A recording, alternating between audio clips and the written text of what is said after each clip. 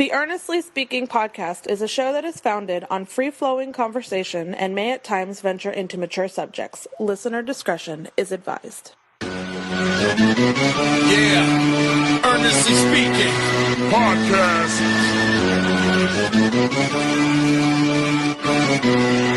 Let's get it. I'm a giant in New York, in Miami carry heat. So much more in store, my product can flood the street. Opinion Nation Godfather, CEO. Puff in the late 90s, gon' see me blow. Oh. Got my hustle on, no imitation of that. Army of untouchables, Opinion Nation staff. Never an off season, homie, check the numbers. Heart throb in my own right, supplying southern comfort. Earnestly speaking, my ego is well fed. Earnestly speaking, you're too feeble and no threat. See, I'm like a hurricane, you're a mild breeze. Earnestly speaking, leaving Eli a dynasty. Shake!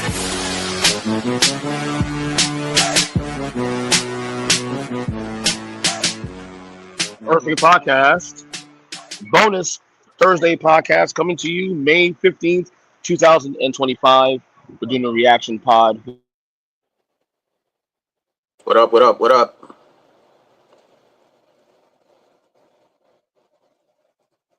Okay, hold on. There you are. There you are, buddy. You hear me? Yeah, you're okay. There you go.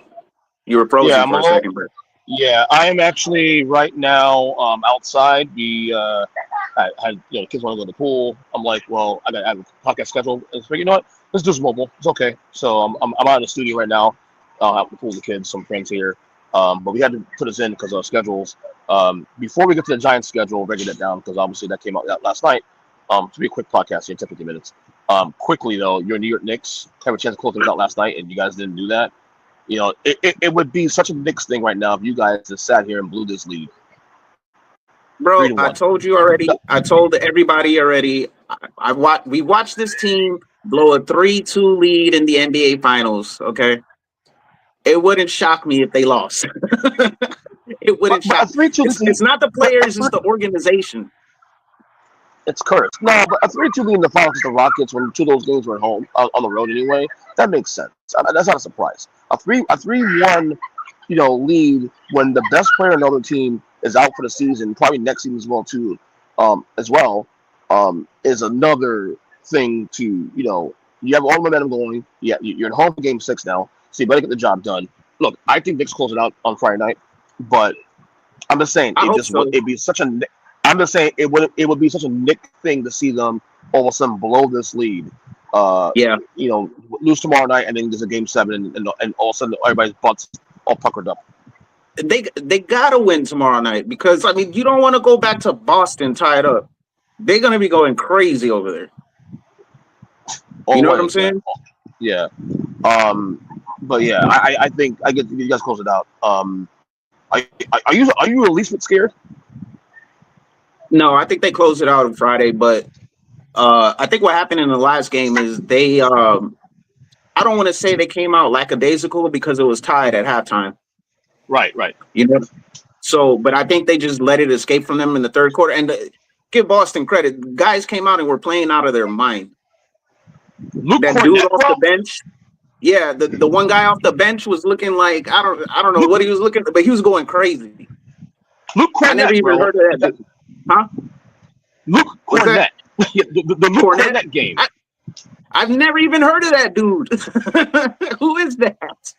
He's somewhere in that depth. Here's the thing, too, also. Boston's roster, even without Tatum, is still a good roster. It's not a championship roster, in my opinion, but it's still a good roster. It's still a playoff team, probably a 6th seed. With Tatum, obviously, is a different story. But, the thing is, though, you're playing on a 2-game sample right now. They can easily win 2 more games. Easily. Yeah. You can't let guys go. Like, how are we letting Derek White go off for how much? How much did he have? 29, 30? Well, that's a Derek White. Dude, Derek White is the most dangerous person in the entire fucking team. Bro, I don't care. He should not be getting 30 points, bro. That's ridiculous. That's ridiculous. If Jaylen Brown went off for 30, I'd understand it. But Derek White, come on, man. Come on. What we doing? But I think they'll come out and play better.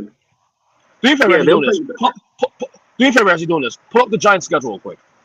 I got it. Unless you have it in front of you. Okay. Yeah, I have it ready.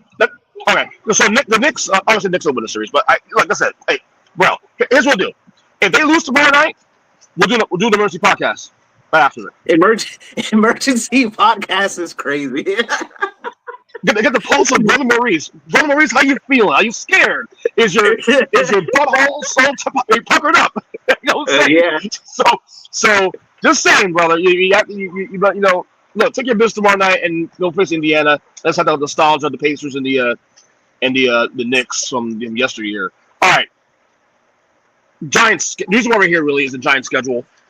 NFL schedule came out yesterday. All the teams have their schedules now. Giants got their schedules are out now. So everybody is saying though, everybody, they're saying that the Giants have the hardest schedule in the league. Yeah. This year. Second. Who's number one? I don't know, but they said from what I read, it was the second hardest schedule in the league. Let me say this to you real quick. All that shit's all overrated. Let me tell you why. Because they do this shit every year, and what happens? Those same teams you think will be good every year end up not being good. So all that shit about tough schedule, it looks tough based on what happened last year. But please, a lot of those teams who were good last year are going to be bad. And those teams that were bad last year, and to be better than we thought they were going to be. So let's calm that noise. Yeah. Let me just say this though: we don't know what we're going to get out of this team. Right. So it's basically we're just guessing right now because we're stacked on paper on defense. So they stacked the defense, so we don't know what we're going to get out of this team. Right? But I think we start off bad and then we finish a little bit better. Right. And then set up Jackson's art for next season. I think this team could be as good as 9-10 wins, and the ball could fall off too. Also, like you have Russell Wilson as a quarterback, he's capable of winning some games, and the defense is stacked. You have weapons now. You have obviously Neighbors' second year coming in, and they may sign Gabe Davis now, who's going to be a nice number 2 or 3 guy to have.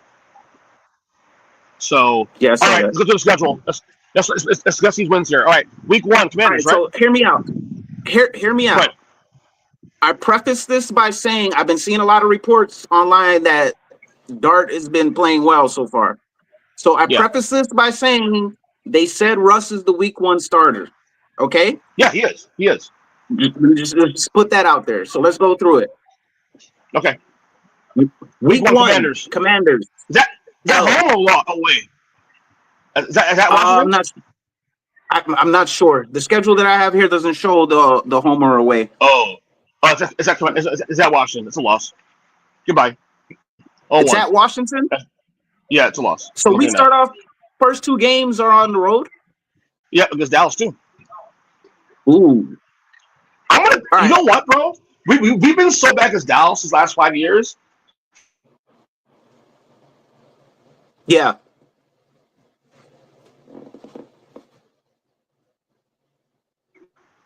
It's a win. What say you? You think so? I think, all right. I got an L on the Commanders and a W on the Cowboys. Okay. Really? You're going to go reverse. So 1-1, huh? Yeah. 1-1. Okay. All right. I respect that. Then we got the Chiefs. Chiefs at home. L. Now, KC might be sneaky, not bad, but KC might be sneaky bad this year. When I say sneaky bad, I mean like they'll probably be like close to 10-win team this year. A little slight rebuild. All our Hurts, Travis Kelce lost some weight though. I'm not sure about that. They may start slow, maybe, but I don't think they're gonna be sneaky bad. I don't think so. They can't be this good for this long. There's got to be some slippage somewhere.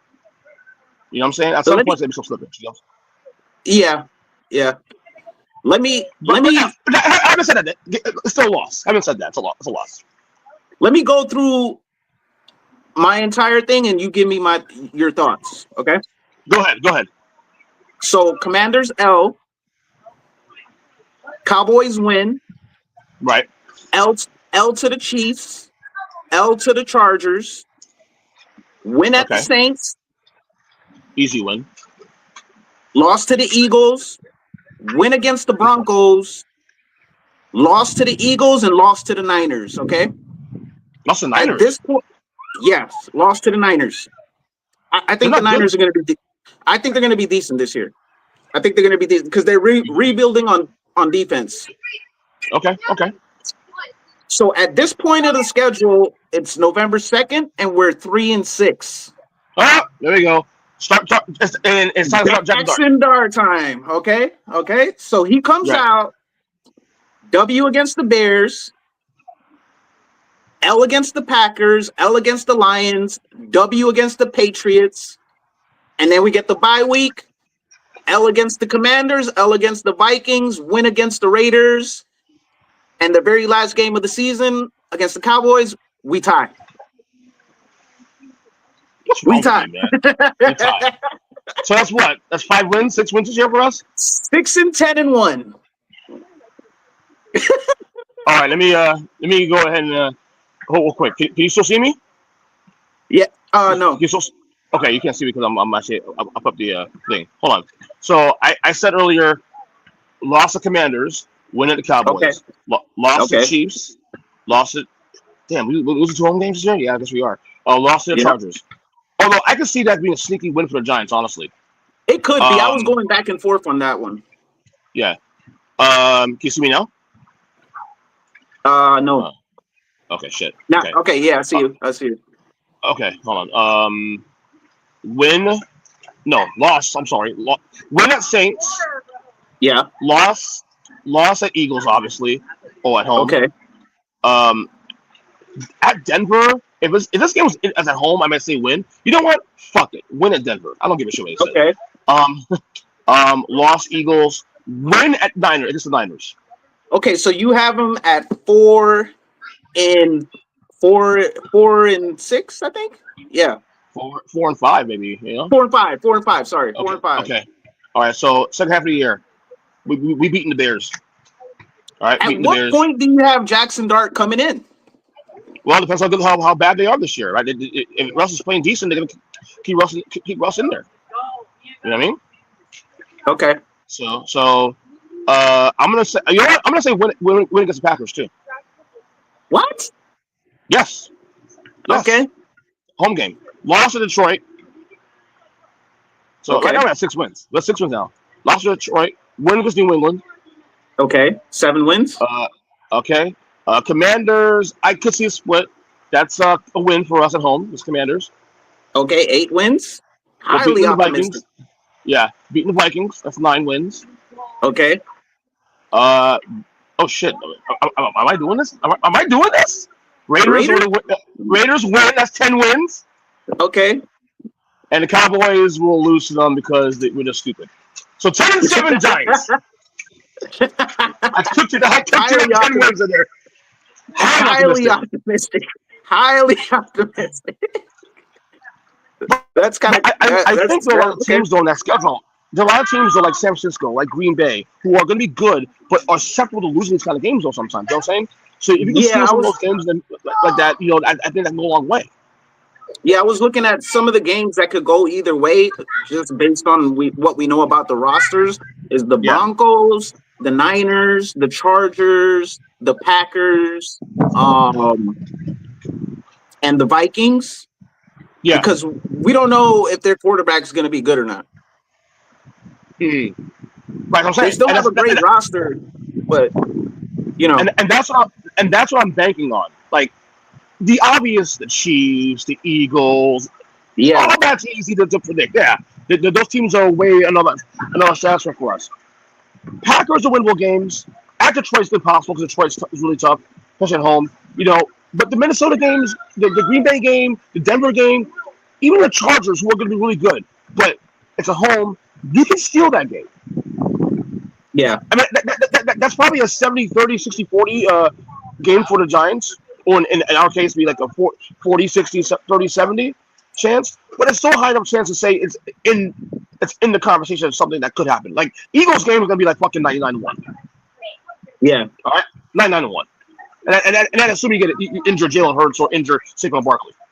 So, yeah. I mean, but there's a lot of games there. I understand why they think the schedule's tough. But there's a lot of teams in that schedule, too, also, that had a lot of inflated wins. Minnesota's not winning 14 games this year.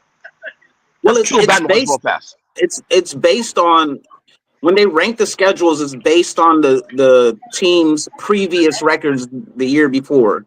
That's what I mean. That's what I mean. Yeah. So that's why I say that's a very overrated stat, because I think a lot of those teams who have the great record last year, again, are going to come to earth a little bit this year. Yeah. So yeah, bitch, 10-7 Giants. That's highly optimistic. The reason why I threw a tie in there is because it seems like these guys like ties. Every once in a while we have a tie. It's like, so I didn't know what game to put it on, so I put it on that very last game of the season. But yeah, I think we win 6 or 7 games. I think 6-7 games actually is probably more realistic, and I think 6-7 games actually does 6-7 games save Dayball's job and Shane's job. I say yes. Well, the reason why I say yes is because, like I said, I think Jackson Dart. I think we'll go 3-6 or 4-5 or something like that. Maybe. Yeah.